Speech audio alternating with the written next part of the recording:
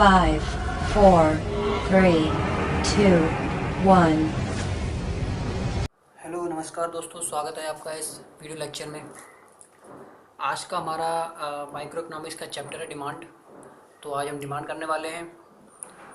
तो चलिए डिमांड करते हैं।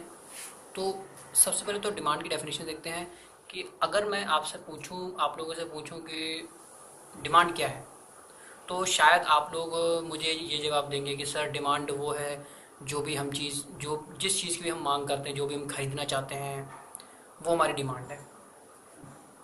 लेकिन खरीदना तो हम बहुत कुछ चाहते हैं, चाहे खरीदने के लिए हमारे पैसा हो या ना हो, चाहते तो हम बहुत कुछ हैं। तो क्या उसे डिमांड कहा जाएगा? देखिए, डिमांड को, एक इकोनॉमी में डिमांड होने के लिए तीन चीज़ों का होना बहुत ज़रूरी है। अगर किसी डिमांड के अंदर ये तीन बातें एग्जिस्ट करेंगे तो वो डिमांड, उसे डिमांड कहा जाएगा। ऐसे नहीं कि मैं कुछ खरीदना चाहता हूँ, उस खरीदने के लिए मैं उस वस्तु को खरीदने के लिए मेरे पास पैसे नहीं है, तो क्या मैं इसे भी डिमांड कहूँगा? नहीं, फिर हम उसे डिमांड नहीं कहेंगे। डिमांड पूरा होने के लिए हमें तीन चीज़ों को याद रखना है। वो तीन चीज़ें डिमांड के अंदर एग्जिस्ट होनी चाहिए। और वो तीन चीज़ें क्या हैं? जिसमें देखिए, पहले डिमांड तीन चीज़ों से मिलकर बनती है कि आपके पास डिज़ायर होना चाहिए, कि आपको किसी चीज़ को खरीदने की इच्छा होनी चाहिए, आप उसे खरीदना चाहते हो। दूसरा, कि आपके पास उस चीज़ को खरीदने की एबिलिटी होनी चाहिए। एबिलिटी का मतलब परचेजिंग पावर, और परचेजिंग पावर मतलब कि पैसा होना चाहिए। और विलिंगनेस टू स्पेंड का मतलब कि आप अपने पैसे को उस गुड्स पे जो आप खरीदना चाहते हो उस पर करने के लिए तैयार हो। आप उस पर करना चाहते हो और खर्च करने के लिए तैयार हो। तो ये तीन चीज़ें अगर एक डिमांड के अंदर एग्जिस्ट करेंगी तो वो इकोनॉमी की फुल डिमांड कहा जाएगा। तो डिज़ायर होनी चाहिए, परचेसिंग पावर होनी चाहिए, और विलिंगनेस टू स्पेंड होनी चाहिए। जैसे मैं एग्जांपल लेता हूँ कि मान लीजिए मैं जैगवार गाड़ी खरीदना चाहता हूँ। मेरी इच्छा तो है खरीदने की, मैं उस पर खर्च करने के लिए तैयार भी हूँ, बट मेरे पास एबिलिटी नहीं है, मेरे पास पैसा नहीं है, मैं उसे नहीं खरीद सकता। तो इससे भी मेरी डिमांड, इकोनॉमी में इसे डिमांड नहीं कहा जाएगा। अगर मेरे पास पैसा भी होता खरीदने के लिए तो ये तीनों बातें पूरी हो रही हैं, तो इसका मतलब ये मेरी डिमांड है। अगर मान लीजिए मेरे पास पैसा है खरीदने के लिए, जैगवार खरीदने के लिए मान लीजिए मेरे पास पैसा है, बट मैं उसे खरीदना नहीं चाहता हूँ, तो इसका मतलब ये भी डिमांड नहीं होगी, क्योंकि इसमें सारी बातें एग्जिस्ट नहीं कर रही। तो डिमांड को होने के लिए तीन बातों का होना बहुत ज़रूरी है, ये हमने देखा। अब डिमांड की जरा डेफिनेशन भी देख लेते हैं। Demand can be defined as that quantity of goods for which a consumer is willing to buy, able to buy at a given price and a given period of time. Demand वो quantity है जिस पे जो consumer खरीदना चाहता है और खरीदने के लिए तैयार है, ठीक है। और एबल टू बाय मतलब उसका परचेजिंग पावर है, एक गिवन प्राइस पे वो खरीदना चाहता है और एक गिवन पीरियड ऑफ टाइम के अंदर वो खरीदना चाहता है, तो उसे हम डिमांड कहेंगे। तो demand can be defined as that quantity of goods for which a consumer is willing to buy, able to buy at a given price and given period of time. तो ये होगी हमारी डिमांड की definition. चलिए आगे बढ़ते हैं। अब देखिए, डिमांड को यहाँ पे दो कैटेगरी में बांटा गया है। एक तो इंडिविजुअल डिमांड और दूसरा है मार्केट डिमांड। अब इंडिविजुअल डिमांड और मार्केट डिमांड में क्या फ़र्क है? इंडिविजुअल डिमांड का मतलब है कि अगर मैं एक इंडिविजुअल पर्सन की डिमांड की बात करता हूँ कि एक इंडिविजुअल पर्सन अलग अलग प्राइस पे अलग अलग कितनी क्वांटिटी की डिमांड करता है। जैसे एक इंडिविजुअल पर्सन है, 1 रुपये के प्राइस पे 6 यूनिट की डिमांड करता है, 2 रुपये के प्राइस पे 5 यूनिट की, 3 रुपये के प्राइस पे 4 यूनिट की, और 4 रुपये के प्राइस पे 3 यूनिट की, 5 पे 2। तो मतलब कि इंडिविजुअल पर्सन के बारे में स्टडी कर रहा हूँ कि अलग अलग प्राइस पे वो कितनी कितनी डिमांड करता है। तो इसका मतलब ये इंडिविजुअल डिमांड है। एक इंडिविजुअल पर्सन के अलग अलग प्राइस पे अलग अलग डिमांड बताता है, तो ये हो गई इंडिविजुअल डिमांड। अब मार्केट डिमांड की बात करें तो मार्केट डिमांड का मतलब है कि एक इंडिविजुअल बायर नहीं, एक मार्केट के जितने भी बायर हैं, सभी बायर्स की टोटल डिमांड, मार्केट के सभी बायर्स की टोटल डिमांड होती है मार्केट डिमांड। जैसे मान लीजिए मार्केट में 2 बायर हैं, सिर्फ 2 बायर हैं मार्केट में, एक्स और वाई। ये प्राइसेस दे रखे हैं, अलग अलग प्राइसेस। एक्स अलग अलग प्राइसेस पे ये डिमांड करता है। एक्स 1 रुपये के प्राइस से 5 यूनिट की डिमांड करता है और वाई 6 यूनिट की डिमांड करता है। ऐसे 2 रुपये के प्राइस पे एक्स 4 यूनिट की डिमांड करता है और वाई 5 यूनिट की डिमांड करता है। तो अलग अलग प्राइस पे तो सभी बायर्स की क्या दे रखी है, डिमांड दे रखी है। अगर मैं इन सभी बायर्स की डिमांड को ऐड कर दूँ तो मेरी क्या आ जाएगी, मार्केट डिमांड। जैसे 5 यूनिट्स की डिमांड इसकी, 6 यूनिट की डिमांड इसकी, तो टोटल मार्केट डिमांड कितनी होगी, 11 यूनिट की। ऐसे हर प्राइस पे, अलग अलग प्राइस पे मार्केट डिमांड हम देख सकते हैं हमारी कैसे आई। 4 3 7 3 2 5 2 और 1 3। तो अलग अलग प्राइस पे ये मार्केट डिमांड आई हमारी। कैसे आई, सभी कंज्यूमर, सभी बायर्स की डिमांड को ऐड करके आई। तो ये होगी हमारी मार्केट डिमांड, जिसमें मार्केट के सभी बायर्स की डिमांड होती है। देखिए, अब बात आती है डिमांड कर्व की। डिमांड कर्व यहाँ पे दो टाइप के, वही सेम, इंडिविजुअल डिमांड कर्व और दूसरा होता है मार्केट डिमांड कर्व। तो डिमांड कर्व दो टाइप के, एक इंडिविजुअल डिमांड कर्व और दूसरा मार्केट डिमांड कर्व। तो पहले हम इंडिविजुअल डिमांड कर्व देखते हैं। इंडिविजुअल डिमांड कर्व का मतलब है जो इंडिविजुअल डिमांड शेड्यूल को एक ग्राफिकल रिप्रेजेंटेशन करता है। इंडिविजुअल डिमांड शेड्यूल क्या था, ये देखिए, हमने अभी देखा, ये हमारा क्या है, इंडिविजुअल डिमांड शेड्यूल। ये हमने देखा, ये हमारा इंडिविजुअल डिमांड शेड्यूल है, ठीक है। अब इसको ग्राफ में, इसको कर्व में कैसे शो करना है वो बताता है हमें इंडिविजुअल डिमांड कर्व। तो ये देखिए, इसको कर्व में कैसे शो करेंगे। इंडिविजुअल डिमांड कर्व में आप देखिए, 1 रुपये के प्राइस पे वो कंज्यूमर कितने यूनिट की डिमांड करता था, 5 यूनिट की डिमांड करता था। अभी हमने देखा, ये देखिए, 1 रुपये के प्राइस पे, सॉरी, 1 रुपये के प्राइस पे वो 6 यूनिट की डिमांड कर रहा है, 2 रुपये के प्राइस पे 5 यूनिट की, फिर ऐसे डिमांड कर रहा है। तो इसका हम डायग्राम बनाते हैं। देखिए, 1 रुपये के प्राइस पे वो 6 यूनिट की डिमांड कर रहा है, तो मैं क्या करूँगा, मेरा ये होगा यहाँ पे कि 1 रुपये के प्राइस पे, तो ये बना। अब वो 2 रुपये के प्राइस पे 5 यूनिट की डिमांड कर रहा है, तो 2 रुपये के प्राइस पे 5 यूनिट की डिमांड कर रहा है, तो इसका कैसे बनेगा, ये देखिए, 2 रुपये के प्राइस पे 5 यूनिट की डिमांड ऐसे। अब फिर 3 रुपये के प्राइस पे 4 यूनिट की डिमांड कर रहा है, तो मैं 3 रुपये के प्राइस पे 4 यूनिट की डिमांड दिखाऊंगा। ये देखिए, 3 रुपये के प्राइस पे 4 यूनिट की डिमांड। अब वो 4 रुपये के प्राइस पे 3 यूनिट की डिमांड करता है, तो ये 4 रुपये के प्राइस पे 3 यूनिट की डिमांड। अब 5 रुपये के प्राइस पे वो 2 यूनिट की डिमांड करता है, तो ये 5 रुपये के प्राइस पे 2 यूनिट की डिमांड। अब मैं क्या करूँगा, ये जो आपको दिख रहा है, ये सभी पॉइंट्स को आपस में मिला दूंगा, ये पॉइंट्स जितने भी हैं।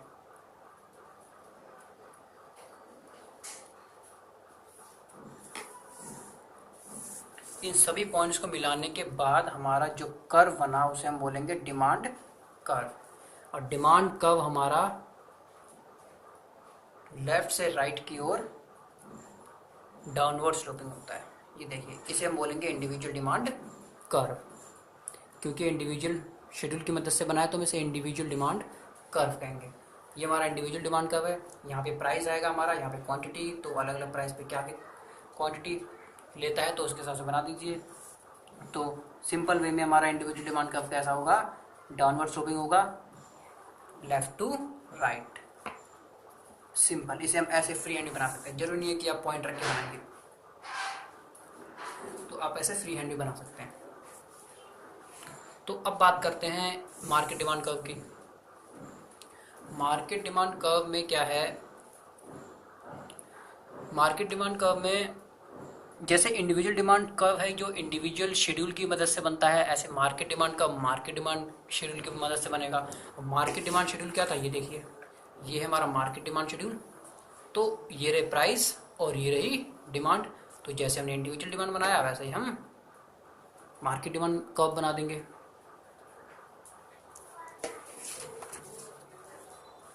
एक रुपये के प्राइस पे 11 यूनिट की डिमांड करता तो ये वाला आएगा, और 2 रुपये के प्राइस पे वो 9 यूनिट की डिमांड करता है, तो हमारा पॉइंट कुछ ऐसा आएगा। ये देखिए, मैंने पहले से बना दिया। 1 रुपये के प्राइस पे 11 यूनिट की डिमांड, 2 रुपये के प्राइस पे 9 यूनिट की डिमांड, यानी कि ये यहाँ पे जाएगा। 3 रुपये के प्राइस पे 7 यूनिट की डिमांड, और 4 रुपये के प्राइस पे 5 यूनिट की डिमांड। ये तो यहाँ तो मुझे पता है कि आप इतना तो कर ही लेंगे, कि मैंने वीडियो पॉज करके बना दिए थे स्केल से। तो अब मैं क्या करूँगा, जितने भी पॉइंट्स हैं इन सबको क्या कर दूंगा, आपस में मिला दूंगा, थोड़ा टेढ़ा जा रहा है।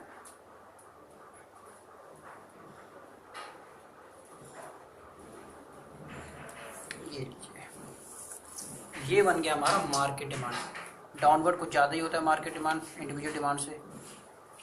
ये बन गया हमारा मार्केट डिमांड कर्व, ये इंडिविजुअल डिमांड कर्व और ये हमारा मार्केट डिमांड कर्व।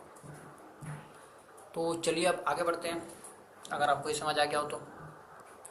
अब हम बात करेंगे डिटर्मिनेंट्स ऑफ डिमांड की।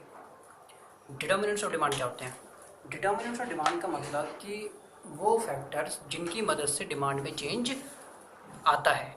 डिमांड किन किन रीजंस की वजह से चेंज हो सकती है। डिमांड बढ़ भी सकती है उन रीजंस की वजह से, और डिमांड उन रीजंस की वजह से घट भी सकती है। तो इट मे बी इंक्रीज और डिक्रीज। तो वो कौन कौन से डिटर्मिनेंट्स हैं वो हम देख रहे हैं। तो डी ऑफ एक्स का मतलब है कि डिमांड, एक एक्स एक कमोडिटी है तो उसकी डिमांड, ये एफ यानी कि फंक्शन, ये कुछ फॉर्मूलेज कह सकते हैं कि ये दे रखे हैं कुछ।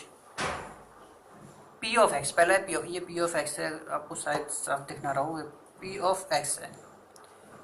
P of X, P of R, Y T E P Y और वाई टी, इनका मीनिंग क्या है? पी ऑफ एक्स का मतलब price of a commodity, P of R मतलब price of related goods, Y मतलब इनकम, टी मतलब taste and preferences. Y मतलब इनकम है, आप ये मत सोचिए वाई मतलब कुछ और है, क्योंकि इनकम तो आई से होगा, इनकम को हम इकोनॉमी में वाई से डिनोट करते हैं। तो टी का मतलब टेस्ट एंड प्रेफरेंसेस, ई मतलब एक्सपेक्टेशंस, पी मतलब पॉपुलेशन, वाई डी मतलब इनकम डिस्ट्रीब्यूशन। तो इन सब का एक एक करके मीनिंग देखते हैं। ये वो डिटर्मिनेंट्स हैं, ये वो फैक्टर्स हैं जिनकी मदद से डिमांड में चेंज आता है, जिनकी वजह से डिमांड बढ़ भी सकती है और घट भी सकती है। तो पहले आप जो पांच देख रहे हैं, ये जो पहले 5 आप फैक्टर्स देख रहे हैं, ये वाले, ये इंडिविजुअल डिमांड के फैक्टर्स हैं, और ये जो 2 आप देख रहे हैं ये मार्केट डिमांड के, तो नहीं सॉरी, ये इंडिविजुअल डिमांड के फैक्टर पहले 5। अगर मार्केट डिमांड के देखूं तो ये सारे मिला के मार्केट डिमांड के अंदर आएंगे, ये डिटर्मिनेंट्स ऑफ डिमांड। तो पहले 5 इंडिविजुअल डिमांड के, अगर इसमें ये 2 भी ऐड कर दो तो वो बन जाएंगे मार्केट डिमांड के फंक्शंस। तो इंडिविजुअल डिमांड से स्टार्ट करते हैं। पहला क्या है? P of x. तो पहला है हमारा P of X. P of X, P of X का मतलब, एक्स यहाँ पे एक कमोडिटी है तो इसका मतलब है प्राइस ऑफ रिलेटेड गुड्स। इसका मीनिंग है price of related goods, oh sorry price of commodity, sorry price of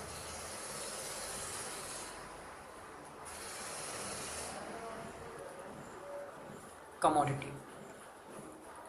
अब प्राइस ऑफ कमोडिटी का मतलब है कि डिमांड एक कमोडिटी के प्राइस में चेंज होने की वजह से भी चेंज हो सकती है।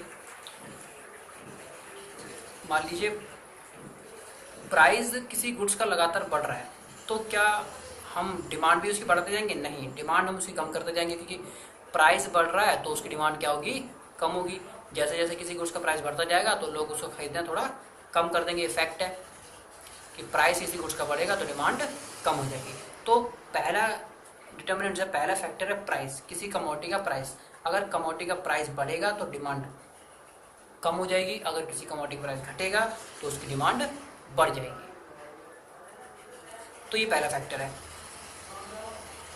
कि डिमांड बढ़ रही है या फिर घट रही है, किसकी वजह से? उस कमोडिटी की प्राइस की वजह से। अदर थिंग्स, ये जो प्राइस को छोड़ के ये जो अदर थिंग्स हैं, ये अदर रिमेनिंग जो थिंग्स हैं, इनको ये चेंज मान के चलेंगे, इनमें कोई चेंज नहीं आ रहा। ये इनको क्या रखना है? कांस्टेंट।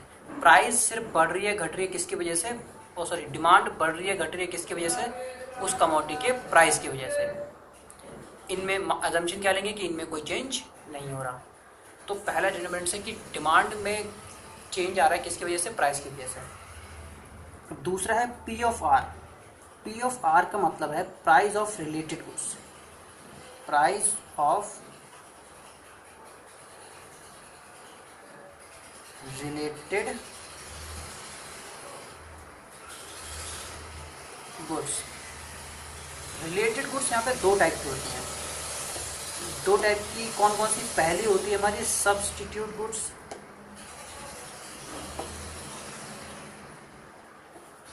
और दूसरी होती है हमारी कॉम्प्लीमेंट्री गुड्स।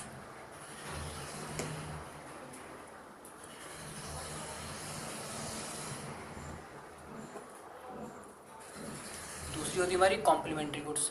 अब सब्स्टिट्यूट गुड्स और कॉम्प्लीमेंट्री गुड्स का मतलब, सब्स्टिट्यूट गुड्स वो गुड्स होती हैं जो गुड्स एक दूसरे की जगह यूज की जा सकती हैं, which can be use in place of other, जैसे कि टी और कॉफी। ये दोनों सब्स्टिट्यूट गुड्स हैं, इन दोनों को एक दूसरे की जगह यूज किया जा सकता है। जैसे मान लीजिए अगर टी का प्राइस बढ़ जाता है, टी का प्राइस बढ़ गया तो लोग क्या करेंगे, टी की कंजम्पशन कम कर देंगे, टी को खरीदना कम कर देंगे। फिर लोग कहाँ शिफ्ट हो जाएंगे, कॉफ़ी पे। फिर लोग कॉफ़ी को पीना ज़्यादा स्टार्ट कर देंगे। तो टी का प्राइस बढ़ा, जैसे ही टी का प्राइस बढ़ा, टी की डिमांड क्या हो जाएगी, कम। टी की डिमांड कम हो जाएगी, बट डिमांड बढ़ किसकी जाएगी, कॉफ़ी की डिमांड क्या हो जाएगी, बढ़ जाएगी। टी के प्राइस बढ़ने से टी की डिमांड तो कम हो जाएगी, बट कॉफ़ी की डिमांड बढ़ जाएगी। क्योंकि क्या है, ये दोनों आपस में सब्स्टिट्यूट गुड्स हैं। ऐसे मान लीजिए कभी टी का प्राइस बढ़ गया तो क्या होगा, फिर कभी मान लीजिए क्या कॉफ़ी का प्राइस बढ़ गया तो क्या होगा, फिर कॉफ़ी की डिमांड कम हो जाएगी, फिर टी की डिमांड बढ़ जाएगी। तो ये सब्स्टिट्यूट गुड्स होती हैं जिनमें एक गुड्स के प्राइस में चेंज होने की मदद से दूसरे गुड्स के डिमांड में चेंज आ जाता है। जैसे अगर मान लीजिए इसका प्राइस कम हो गया, टी का प्राइस कम हो गया, तो डिमांड किसकी बढ़ेगी, सोचिए। अगर टी का प्राइस कम हो गया तो डिमांड किसकी बढ़ेगी, टी की या कॉफ़ी की। या ऐसी बात है, टी का प्राइस कम हुआ है तो टी की डिमांड बढ़ जाएगी और कॉफ़ी की डिमांड कम हो जाएगी, क्योंकि लोग कॉफ़ी पीना कम कर देंगे, टी को पीना स्टार्ट कर देंगे। तो ये हमारे सब्स्टिट्यूट गुड्स होते हैं। अब बात करते हैं कॉम्प्लीमेंट्री गुड्स की। कॉम्प्लीमेंट्री गुड्स की अगर मैं एग्जांपल दूं, कार और पेट्रोल। तो पहले तो कॉम्प्लीमेंट्री गुड्स होता क्या है, वो गुड्स जो कंबाइंडली किसी गुड्स की डिमांड को पूरा कर देते हैं। हिंदी में बोले तो जो मिलकर किसी वस्तु की मांग को पूरा करते हैं। तो कार और पेट्रोल दो ऐसे एग्जांपल हैं। कार और, जैसे मान लीजिए कार का प्राइस बढ़ गया, तो कार की डिमांड क्या हो जाएगी, कम। कार का प्राइस बढ़ गया मतलब कार की कीमतें बढ़ गई, तो कार की डिमांड कम हो जाएगी।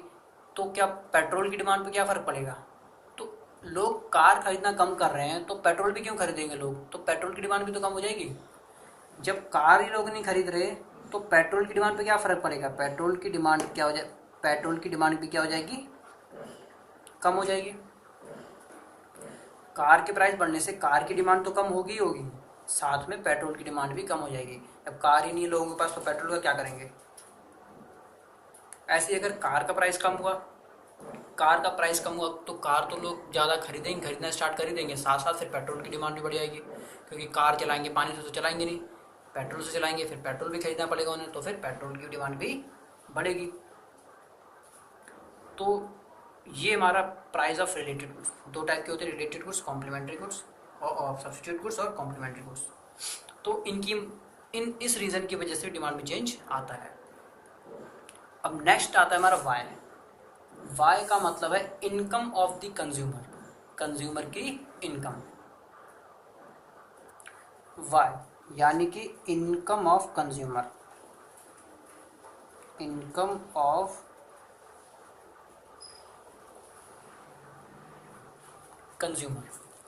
कंज्यूमर की इनकम के चेंज होने से भी डिमांड में चेंज आएगा। आप समझ तो आप गए होंगे, अगर कंज्यूमर की इनकम बढ़ेगी तो कंज्यूमर डिमांड ज़्यादा करेगा, कंज्यूमर की इनकम कम तो कंज्यूमर डिमांड कम करेगा। बट जब भी हम कंज्यूमर की इनकम को लेकर डिमांड को डिफाइन करेंगे तो हम यहाँ पे दो गुड्स लेंगे। कंज्यूमर की इनकम अगर बढ़ेगी घटेगी तो दो गुड्स पे इफेक्ट पड़ेगा। एक होता है नॉर्मल गुड्स,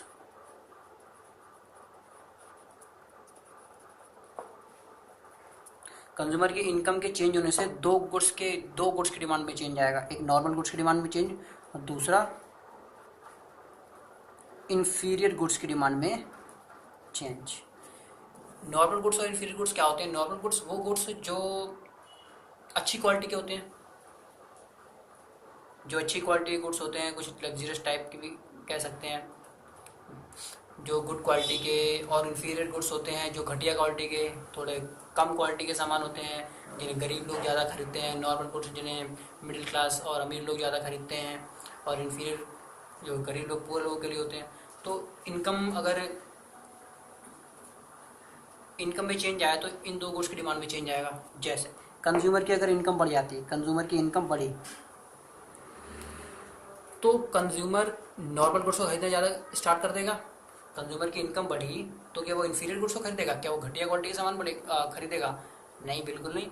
वो तो फिर नॉर्मल गुड्स की डिमांड को बढ़ाएगा। अगर कंज्यूमर की इनकम बढ़ी तो डिमांड नॉर्मल गुड्स की बढ़ जाएगी, नॉर्मल गुड्स की डिमांड फिर बढ़ जाएगी।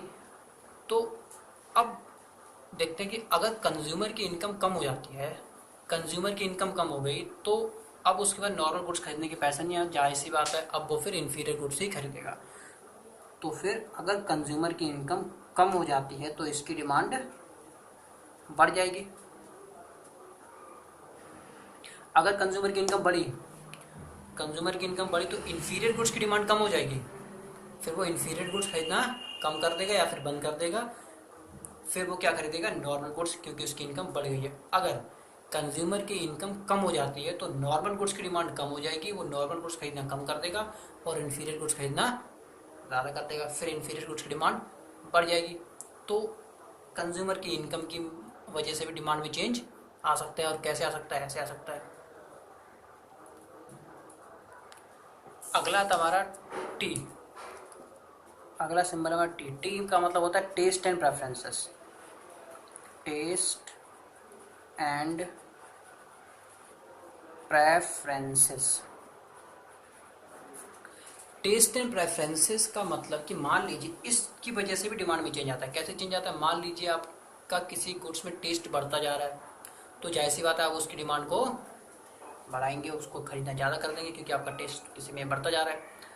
अगर किसी गुड्स में आपकी प्रेफरेंस बढ़ती जा रही है तो उसकी डिमांड भी आप बढ़ाएंगे।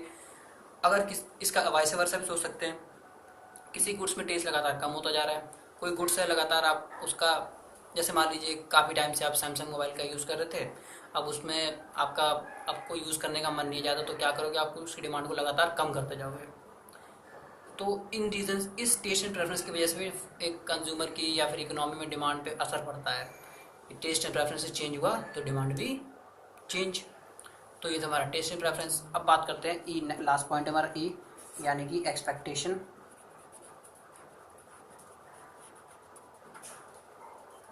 एक्सपेक्टेशन भी एक फैक्टर है जिसकी वजह से डिमांड में चेंज आता है। कैसे चेंज आता है? जैसे कि मान लीजिए एक्सपेक्टेशन मतलब कि फ्यूचर की कुछ एक्सपेक्टेशन है, फ्यूचर में होने वाला कुछ लग रहा है कि ऐसा कुछ होने वाला है, तो उसे एक्सपेक्टेशन कहेंगे। जैसे कि मान लीजिए मुझे लग रहा है कि फ्यूचर में इस पर्टिकुलर गुड्स का प्राइस कम होने वाला है, तो मैं क्या करूं? मेरी एक्सपेक्टेशन है कि फ्यूचर में इस पर्टिकुलर गुड्स का या फिर 1 या 2 महीने बाद इस गुड्स का प्राइस कम होने वाला है, तो करंट में मैं इस गुड्स की डिमांड को क्या कर दूंगा? कम कर दूंगा, क्योंकि मैं अभी प्राइस ज़्यादा है तो ज़्यादा मैं क्यों खरीदूँ? जब इसका प्राइस कम हो जाएगा तब इसको मैं खरीदूँगा। तो एक्सपेक्टेशन की वजह से भी डिमांड में फ़र्क पड़ता है। अगर मुझे लग रहा है कि ये पर्टिकुलर स्टॉक जो अभी मार्केट में अवेलेबल है, फ्यूचर में जाके ख़त्म होने वाला है, 1-2 महीने बाद स्टॉक ख़त्म हो जाएगा और इसकी बहुत डिमांड आ रही है करंट में, इसलिए फ्यूचर में जाके ये ख़त्म हो जाएगा स्टॉक, तो अब फिर मैं क्या करूँगा? उसकी डिमांड बढ़ा दूंगा अभी, क्योंकि फ्यूचर मुझे लग रहा है कि स्टॉक ख़त्म हो जाएगा तो मैं फ्यूचर में खरीद नहीं पाऊँगा, तो अभी मैं इसकी डिमांड बढ़ा दूंगा, अभी इसे खरीदना स्टार्ट कर दूंगा। तो ये एक्सपेक्टेशंस की वजह से भी डिमांड में चेंज आ जाता है। तो ये हमारे ई तक फैक्टर्स थे। अब हम और उन 2 फैक्टर्स की बात कर लेते हैं जो मार्केट डिमांड शेड्यूल में भी आ जाते हैं। ये पॉपुलेशन और income distribution. Market demand schedule के अंदर ये भी सारे आ जाते हैं जो हमने अभी पढ़े, तो 2 और एक्स्ट्रा पढ़ेंगे हम, और वो है एक पॉपुलेशन, साइज ऑफ पॉपुलेशन। सीधे सिंपल बात है, अगर पॉपुलेशन लगातार बढ़ती जा रही है तो गुड्स में होने वाली डिमांड भी तो बढ़ेगी। अगर पॉपुलेशन बढ़ती जा रही है तो इसका मतलब कंज्यूमर की संख्या ज़्यादा हो रही है, नंबर ऑफ कंज्यूमर बढ़ते जा रहे हैं, तो इसका मतलब क्या है? कंज्यूमर बढ़ते जा रहे हैं तो मार्केट में डिमांड भी बढ़ेगी, मार्केट में डिमांड भी बढ़ेगी। तो पॉपुलेशन की वजह से भी डिमांड में चेंज आता है। दूसरा इनकम डिस्ट्रीब्यूशन, YD यानी कि distribution of income, distribution of income. अब डिस्ट्रीब्यूशन ऑफ इनकम, मान लीजिए इनकम डिस्ट्रीब्यूशन लेवल अगर बेहतर है, अभी क्या है अमीरों का अमीर लोग और अमीर हो रहे हैं, गरीब लोग और गरीब, तो इनकम डिस्ट्रीब्यूशन लेवल थोड़ा अच्छा नहीं है हमारी कंट्री में। क्योंकि अगर मैं आपको एक स्टैट्स बताऊं कि हमारे देश की जो 80% मनी जो है ना, हमारे पूरे देश का जो 80% पैसा है वो हमारे देश के सिर्फ चंद लोगों के पास है। 20% लोग, और वो चंद लोग हैं 20% लोग। हमारे देश का 80% पैसा हमारे देश के सिर्फ 20% लोगों के पास है, और हमारे देश का 20% पैसा हमारे देश के 80% लोगों के पास है। तो ये है इनकम डिस्ट्रीब्यूशन। तो अगर इनकम डिस्ट्रीब्यूशन बेहतर हुआ तो गरीब लोग भी डिमांड करेंगे गुड्स की, वो भी लग्जरियस आइटम खरीदेंगे फिर। तो इनकम डिस्ट्रीब्यूशन की वजह से भी डिमांड में फ़र्क आ रहा है। इनकम डिस्ट्रीब्यूशन अभी, तो इनकम डिस्ट्रीब्यूशन का भी डिमांड पे फ़र्क पड़ता है। तो ये तो हमारी डिमांड से डिमांड थे। तो आज की इस वीडियो में इतना काफ़ी, क्योंकि 25-26 मिनट की वीडियो हो गई है, तो आप भी बोर हो रहे होगे धीरे धीरे। तो अब हम नेक्स्ट टॉपिक करेंगे अगली वीडियो में, तो वेट कीजिए अगली वीडियो का। तब तक के लिए थैंक यू, जय हिंद।